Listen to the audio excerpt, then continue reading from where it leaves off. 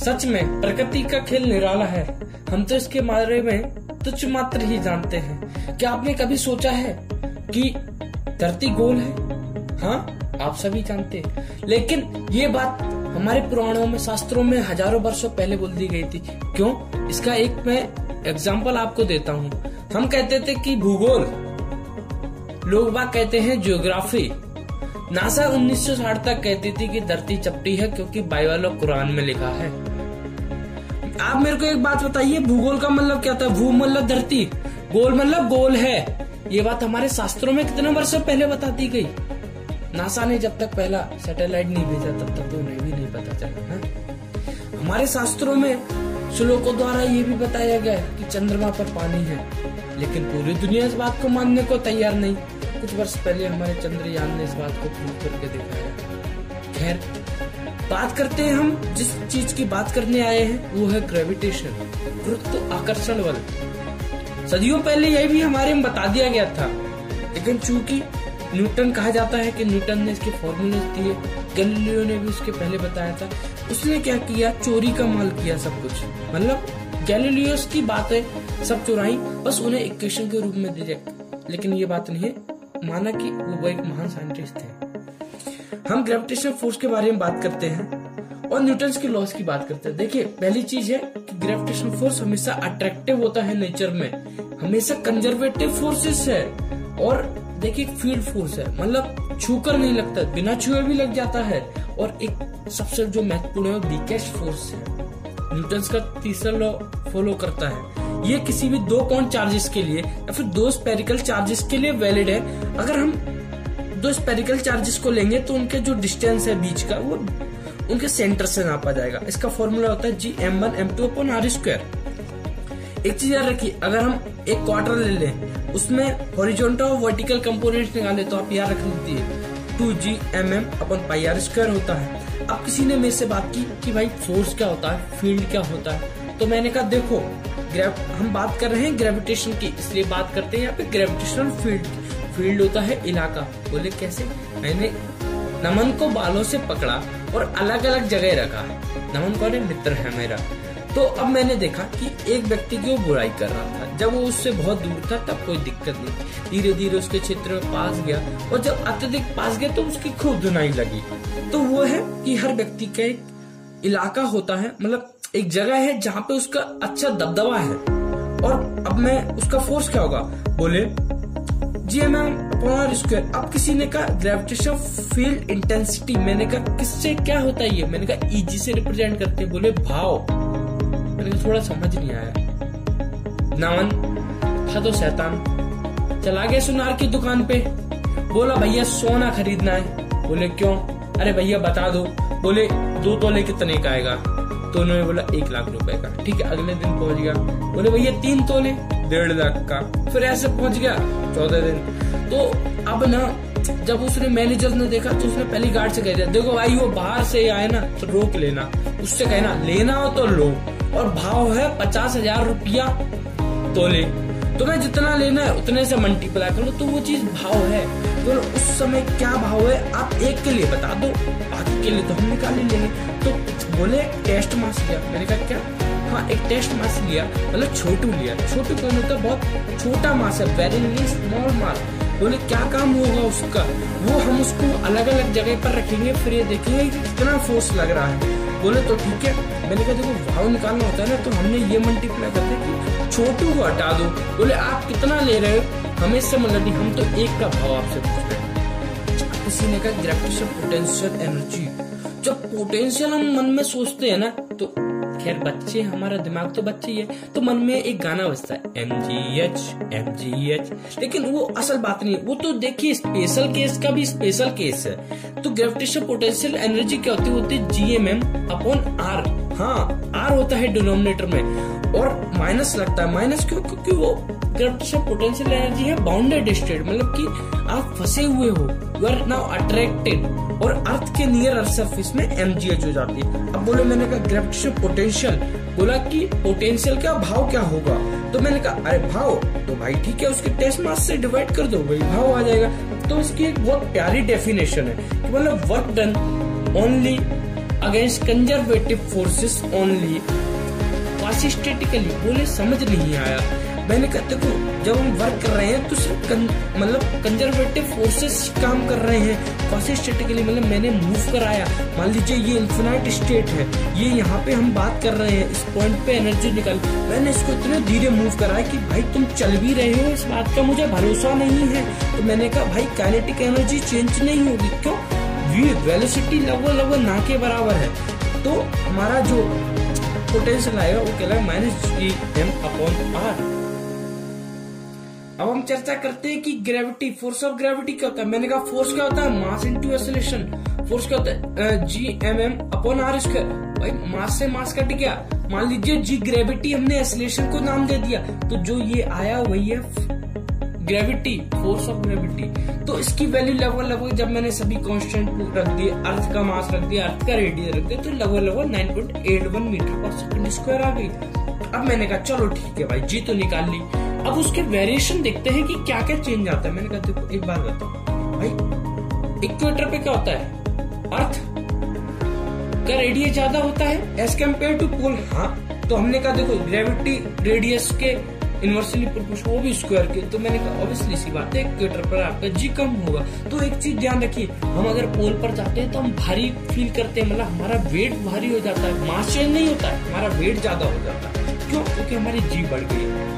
अब हाइट के कारण, तो यहाँ पे मैं फॉर्मूला बता दे रहा हूँ। मान लीजिए हाइट, कोई छोटी हाइट पे गए, हम इसमें बाइनोमियल अप्रोक्सीमेशन का कंसेप्ट लगाते हैं, और उसके कारण हमारी जो जी डैश आता है G1-2h/r आता है, और डेप्थ में जाएंगे हम तो 1-d/r ही आ जाता है। तो देखिए यहाँ पर रेडियस की इनवर्स प्रोपोर्शन है, यहाँ पे थोड़ा ज्यादा है, तो ये ग्राफ बन जाता है। और आपके हमारे एग्जाम्स में ऑब्वियसली सी बात है ये कभी कभी पूछ लिया जाता है। अब रोटेशन के कारण जी में कितना वेरिएशन आता है, जी डैश जो नया जी हो जाता है वो होता है G-RE ओमेगा² cos² थीटा। ओमेगा क्या है, एंगुलर वेलोसिटी, कितने से घूम रहा है। पोल्स पर थीटा 90 डिग्री होता है, तो जी डैश हमारा जी के बराबर ही आ जाता है। इक्वेटर पर जी डैश चेंज होता है। अब किसी ने कहा स्केप वेलोसिटी क्या होता है। मैंने कहा देखिए पार्टिकल तो हमारा क्या है, अट्रैक्टेड है, मतलब फंसा हुआ है, तो अब हम उसे कितनी एनर्जी दें, मतलब पापा की कितनी चप्पल मारे, जैसे कि अगर हम पढ़ नहीं रहे तो पापा की कितनी मराई दे कि हम लोग पढ़ने लगे, ये वही एनर्जी है। तो मैंने कहा देखो भाई एनर्जी क्या होगी, काइनेटिक एनर्जी होगी, ऑब्वियसली सी बात है। तो हमें पोटेंशियल में से माइनस कर दो, मतलब पोटेंशियल को कितनी एनर्जी दे दे कि 0 हो जाए। तो यहाँ से वेलोसिटी, इसके वेलोसिटी की वैल्यू निकल कर आ गई, वो लगभग 11.2 किलोमीटर पर सेकंड होगी। सोचिए इतनी स्पीड से आपको एक ऑब्जेक्ट भेजना पड़ेगा, तब वो अर्थ के सरफेस के बाहर जा पाएगा।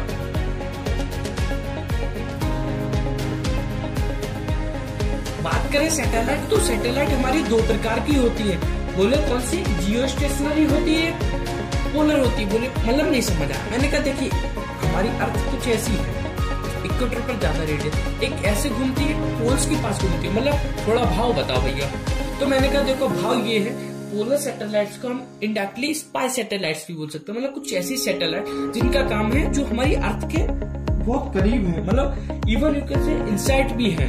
तो बोले इनका काम क्या होता है। मैंने कहा भाई क्लाइमेट बताना कि आज बारिश होगी नहीं होगी, ये सब स्पाइंग करना, और अपन फसल के बारे में जानकारी लेते हैं और देखा कहाँ पे बाढ़ आ गई, तो ये सब चीजें इनका काम होता है। बोले भैया दूसरी बताई थी जियो स्टेशनरी, उनका क्या काम है।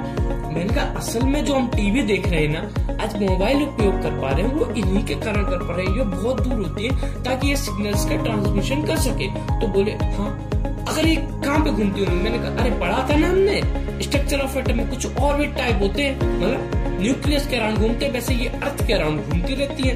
बोले कितनी वेलोसिटी, मैंने कहा ऑर्बिटल वेलोसिटी से।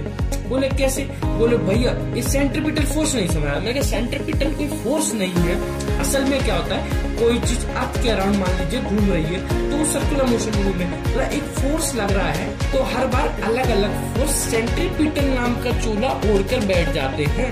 अब यहाँ पे इस बार आप ही बताइए किसने सेंट्रीपिटल का चोला ओढ़ लिया, यहाँ पे ग्रेविटेशनल फोर्स ने ओढ़ दिया। तो अब मैंने कहा ऑर्बिटल वेलोसिटी ये आ गई, ठीक है। अब टाइम पीरियड क्या हुआ, मैं फॉर्मूले से याद नहीं रखता, मैं क्या टाइम क्या होता है, डिस्टेंस अपॉन स्पीड। डिस्टेंस क्या हुआ, पाई आर, स्पीड क्या होगी √2m/r होगा। तो तो r की पावर 3/2 हो जाएगी। ऐसे ही हम फ्रीक्वेंसी निकाल सकते हैं कि 1 अपॉन टाइम पीरियड हो। अब किसी ने कहा भैया एनर्जी कितनी होती है, मैंने कहा देखिए एनर्जी तो बहुत सारी होती है। बोले काइनेटिक एनर्जी क्या होती है, हाफ mv² होती है।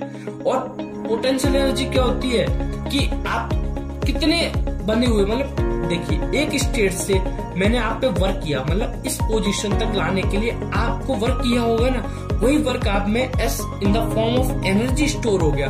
क्योंकि देखिए इसने आप पास बुला रहे थे तो एनर्जी स्टोर हो रही, और ये बाइंडेड रख रहा है, मतलब यहाँ पे एक मास होगा वो आपको बाइंडेड रख रहा है, इसलिए नेगेटिव है।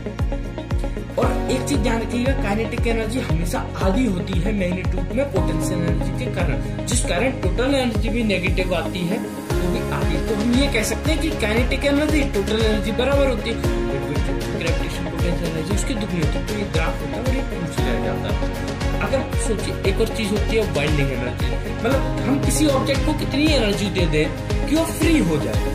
तो सैटेलाइट के केस में अगर बात करें तो टोटल एनर्जी क्या होती है, आधी होती है, या ऐसे कह लो काइनेटिक एनर्जी का बस मैंने माइनस चिपका दिया हमने, तो बाइंडिंग एनर्जी हमें पॉजिटिव में देनी पड़ेगी ना।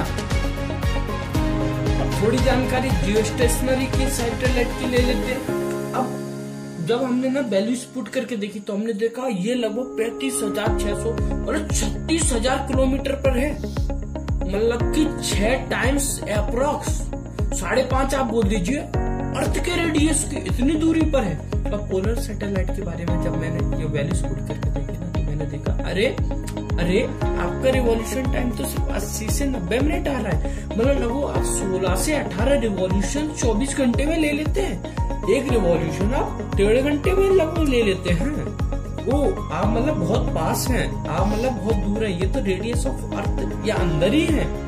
अब केप्लर्स लॉ की बात करें, ये लॉस कहा जाता है, सबसे पहले केप्लर ने दिए, इनके बारे में 3 लॉस बताए हैं, तीनों बहुत महत्वपूर्ण। फर्स्ट लॉ ऑफ ऑर्बिट, मतलब कि सन किसी ना किसी मतलब इलिप्स में मूव कर रहे होंगे हमारे प्लैनेट्स, और सन हमारा किसी ना किसी उस पर होगा, फोकाई पर होगा, इस चीज को आप ध्यान रखें। और सेकंड लॉ कहता है कि लॉ ऑफ एरिया, मतलब जब हमारे प्लैनेट्स मूव कर रहे हैं ना तो इक्वल इंटरवल ऑफ टाइम में इक्वल एरिया स्वीप करेगा।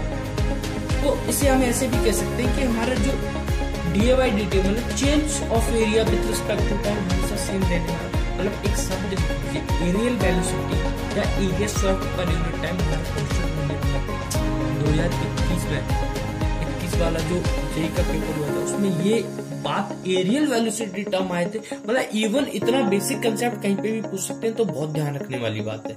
तीसरा लॉ होता है लॉ ऑफ पीरियड्स, मतलब t² r³ के डायरेक्टली प्रोपोर्शनल है। तो मैं एक सबसे इम्पोर्टेंट नोट आपको बताना चाहता हूँ। देखिए ये मान लीजिए अर्थ सरफेस से हमने एक चीज ऑब्जेक्ट को फेंका, अगर उसकी वेलोसिटी 0 हुई तो अर्थ पर सीधे गिर जाएगा, कुछ ज्यादा हुई लेकिन ऑर्बिटल वेलोसिटी से कम हुई तो सर्कुलर मोशन करेगा और वापस इधर ही गिर जाएगा, मतलब आप ऐसा समझिए पैराबोला टाइप, मतलब। और अगर वो उसकी वेलोसिटी कुछ है और ऑर्बिटल वेलोसिटी से कम है तो गिर जाएगा, अन्यथा वो क्या करेगा कि ऑर्बिटल वेलोसिटी होने के कारण सर्कुलर मोशन करने लगे। और अगर ऑर्बिटल वेलोसिटी से ज्यादा है लेकिन स्केप नहीं है, अभी भाग नहीं सकता, तो इलिप्टिकल मोशन करने लगेगा, और अगर स्केप वेलोसिटी उससे ज्यादा तो भाग ही जाएगा। धन्यवाद, जय हिंद।